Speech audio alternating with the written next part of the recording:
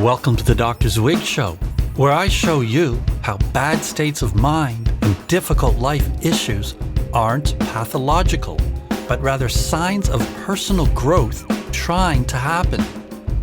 All right, let's get into it.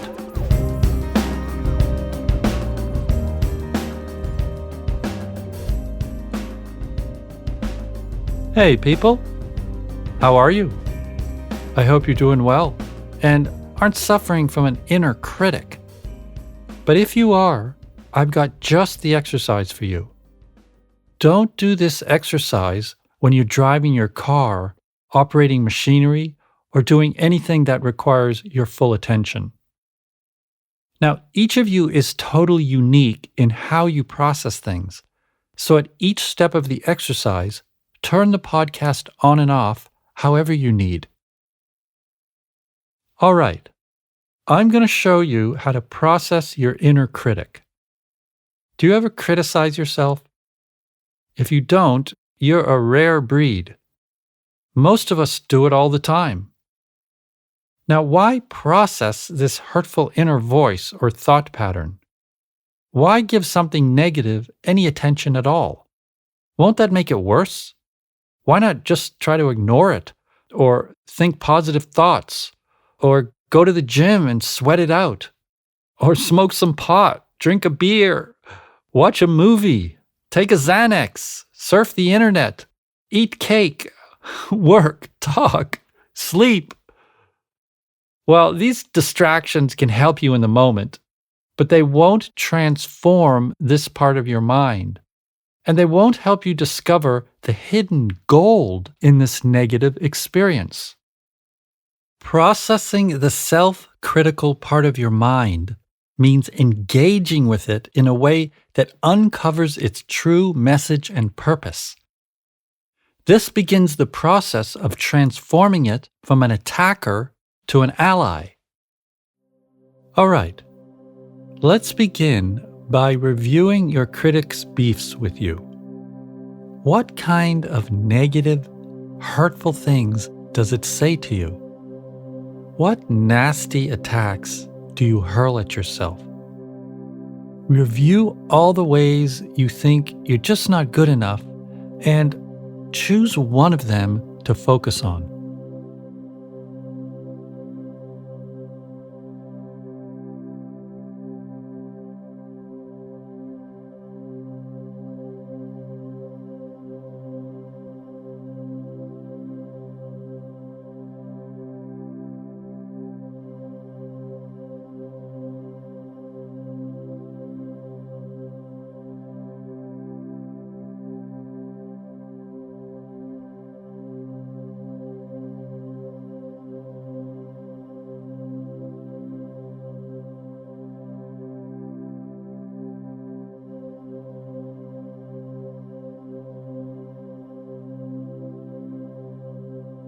Now, close your eyes and listen to this critical part of your mind.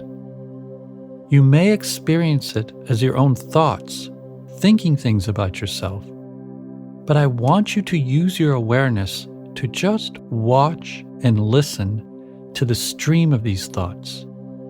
Don't participate in them. Step back, observe, and listen from a detached place. Listen closely to what this mean inner voice says and let it take on a character of its own. Imagine these aren't your thoughts, but rather those of some nasty figure. Notice if it sounds like the voice of a male or a female, an old or a young person, someone you know or a stranger. Does it speak fast or slow? Is it high or low pitched? Does it sound angry, frustrated, vengeful, afraid? Go ahead and listen to your critic from this neutral, detached place and observe its characteristics.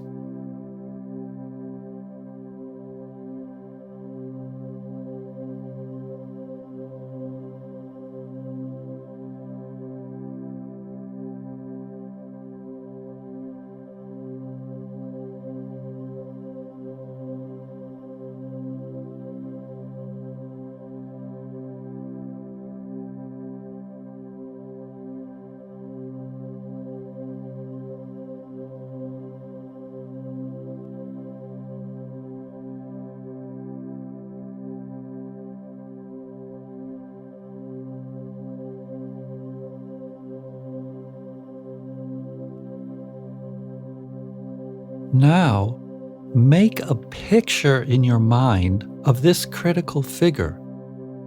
What does it look like? Is it a man or a woman? Is it someone you know or a stranger? Or maybe it's a fantasy figure, like an animal or a spirit. How do you visualize this character? Look closely and study everything you see: its face, body, movements, and energy.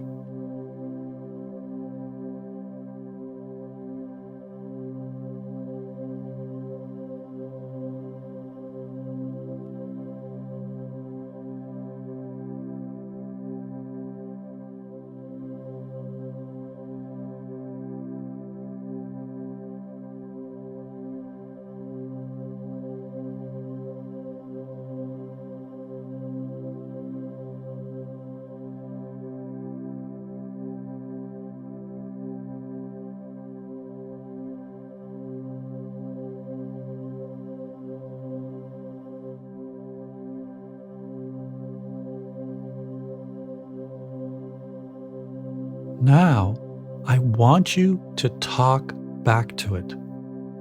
Tell it your thoughts and your feelings. If you feel hurt by what it says, voice your feelings.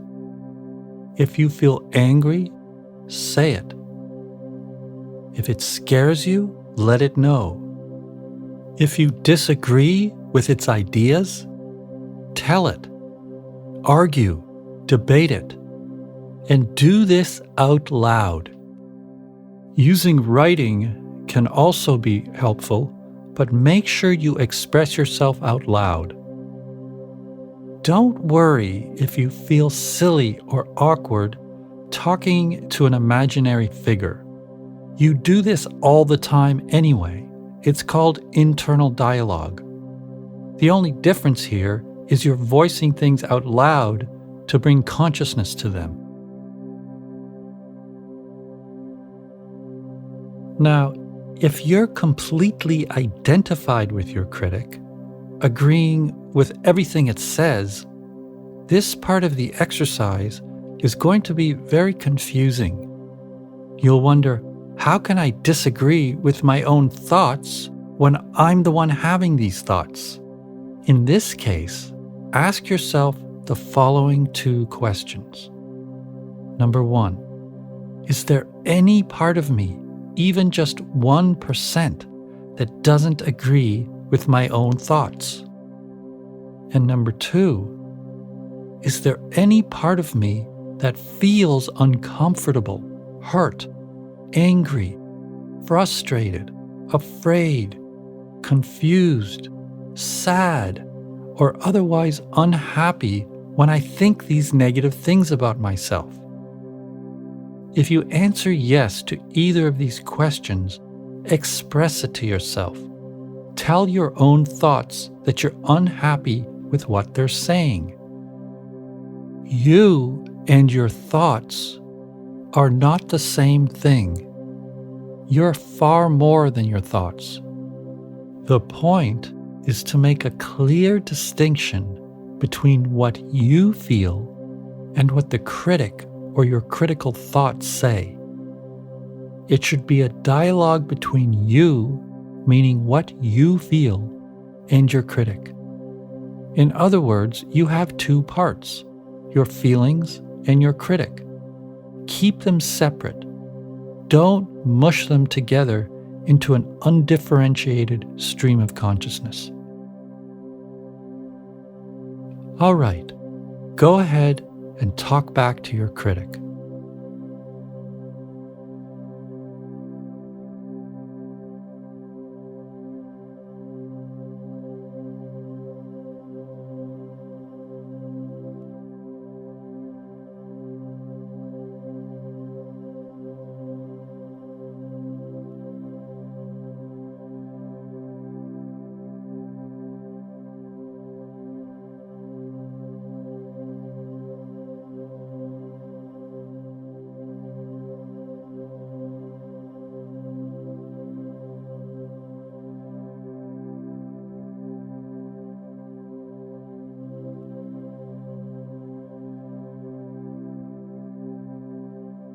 As you do this, listen to what the critic says back, and then talk back to it again.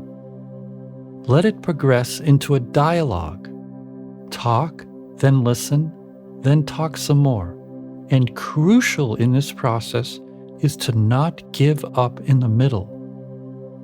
Don't let the dialogue stalemate immediately.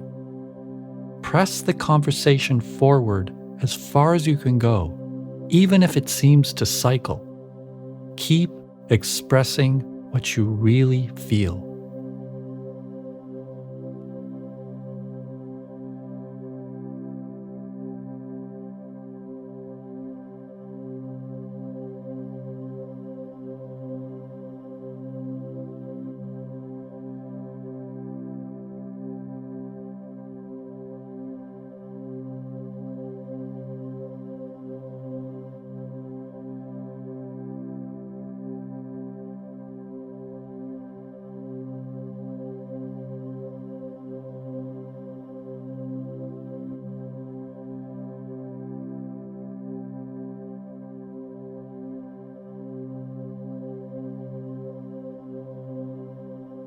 You don't have to solve anything this first time. Solutions will happen after revisiting the dialogue a bunch of times. Just hang in there and keep challenging, debating, negotiating, interacting, and expressing what you really feel. Don't just agree with it. Don't let it beat you down. Remember to always ask yourself, is there 1% of me that doesn't agree with this or feels hurt by these ideas? Pause and feel your real feelings. Think your deepest thoughts and sense your core intuitions, then tell them to the critic.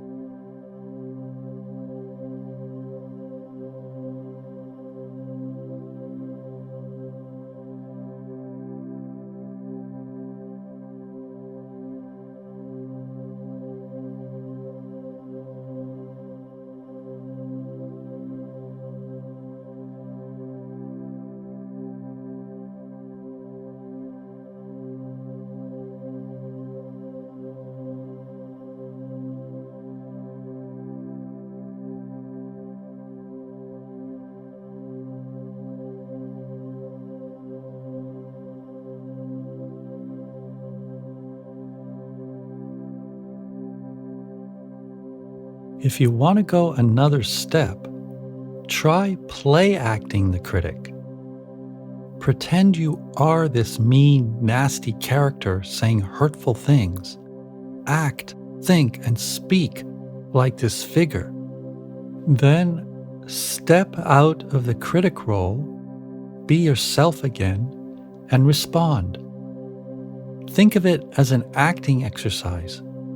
You're in theater class and you're trying out different roles, only these roles are real.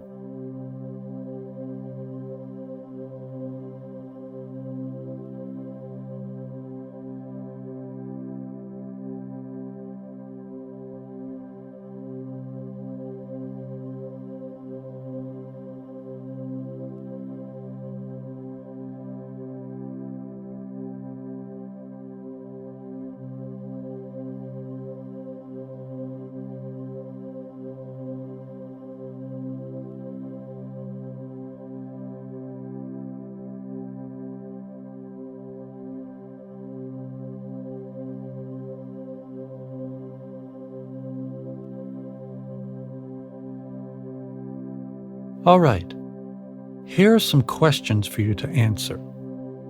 Did your critic force you to get stronger in your side, stand up for yourself, explain and defend your feelings? If so, great job. Oftentimes, a critic is there to make you stronger in who you are.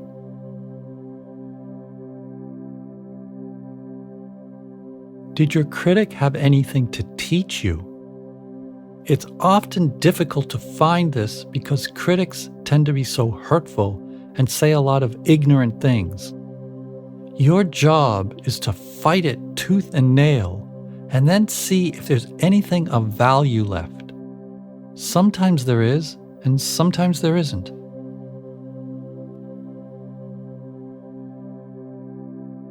Where did you get to in your dialogue? Did you make progress in the discussion? If so, bravo. But if not, no worries. Dialoguing with the inner critic progresses slowly and sometimes ends in a stalemate. I'm going to address this and show you a solution in the next episode. By the way, if your critic is fear-based, it's really just your inner worrier trying to get your attention. It feels ignored and unseen and turns negative. It can't get its message through to you, so now instead of saying, "I'm afraid," it says, "You suck," or "You're stupid," or "You're gonna die," or something like that. But behind its negativity is a need to have a dialogue with you regarding something this part of you is afraid of.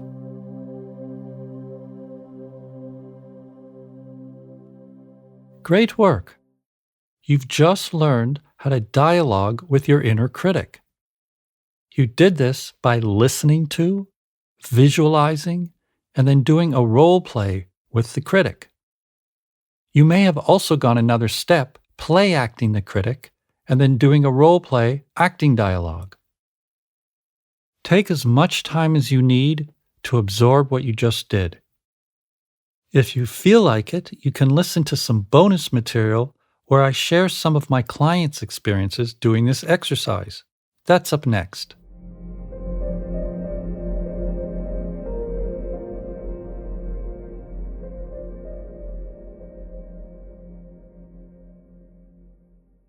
Here are some of my clients' experiences processing their inner critics. A 21-year-old depressed woman's critic told her she's a bad person, does everything wrong, and will never amount to anything.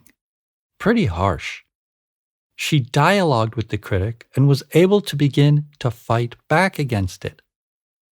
At one point in the session, she punched my punching bag a bunch of times, screaming, "Shut the fuck up!" We did this over time, and she started to feel better about herself, and her depression started to reduce. A 59-year-old newly single man's critic told him that he will never find a new girlfriend because he's too old. He dialogued with the critic and was able to educate it on the fact that age is just a number and that he will have no problem finding a new partner. Doing the dialogue helped him connect with and formulate his true beliefs on the subject. A 39-year-old woman who always felt pushed around by her husband had an inner critic that said she's a pathetic, weak, powerless person. She tried to argue with the critic, but it didn't seem to help. So I had her play act the critic, and as the critic itself, she felt really powerful. Then she worked on integrating this strength as her own, and eventually she was able to use it in her relationship. The more she did this, the weaker her critic got, unable to bully her anymore. This was a case in which the critic was right. Its communication was hurtful, but its message was correct. The woman needed to connect with her personal power. See you next time. Stay aware. You can follow me on social media at Dr. Zwig, and you can sign up on the mailing list at drzwig.com, where you'll receive discounts on private coaching, events, and merchandise starting in 2021, weekly personal growth tips, and lots more. Be well.